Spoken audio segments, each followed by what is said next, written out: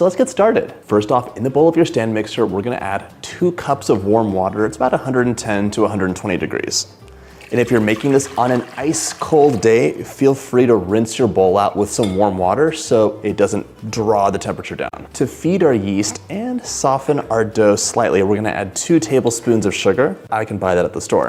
Second packet goes in, and remember, you're using active dry, not instant yeast. Give it a little bit of a stir, and we're gonna set this aside for about, while our yeast foams up, let's measure out the flour. I want 6 cups or 720 grams, and it's really important to use the correct amount of flour. If you don't have a scale, that's fine. Fluff the flour up in the canister, and then sprinkle it into your measuring cup and level it off. And just like that, you have the perfect amount of flour. I'm also gonna add 2 teaspoons of salt to my flour. And by the way, if you like my videos, go ahead and hit that subscribe button there. Give that a mix. After 5 minutes, the yeast is nice and foamy, and it's time to add our flour and salt in. Just dump it all in.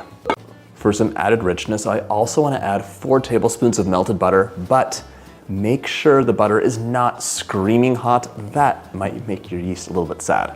And speaking of richness, if you wanted to have a little bit of a softer, richer dough, you could replace half of the water with milk. So you could have 1 cup milk, 1 cup water, and just warm that up at the beginning of the recipe. Pop your dough hook on, and we're gonna mix this on low for a minute until it all comes together and it's like a nice shaggy mixture. It's helped me make breads and doughs. And have this mixed for 5 to 7 minutes until it's nice and smooth and springs back, and I'll show you what that looks like. This step is just developing the proteins in the flour to give you that wonderful, chewy texture. Although this white bread is so pillowy soft. This recipe is gonna make 2 loaves of bread, 1 to enjoy now, usually, and 1 to pop into the freezer for up to 3 months.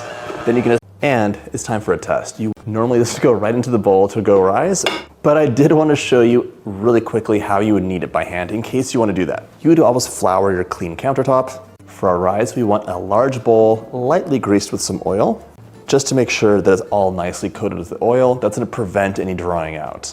Now we're gonna cover this up, and it's gonna go into, I have a warming drawer, but you could have your oven with the light on, or you could preheat it to 100 degrees and then turn it off, and it is shockingly large.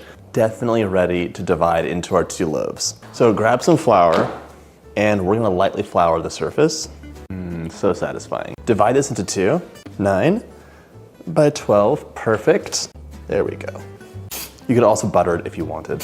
Pinch the edges, tuck underneath. Once your loaves start that second rise, it's time to preheat your oven to 350 so your oven is nice and toasty when your bread's ready to go into. An easy way to find out is to lightly oil your fingertip, gently press down, and it should slowly spring back.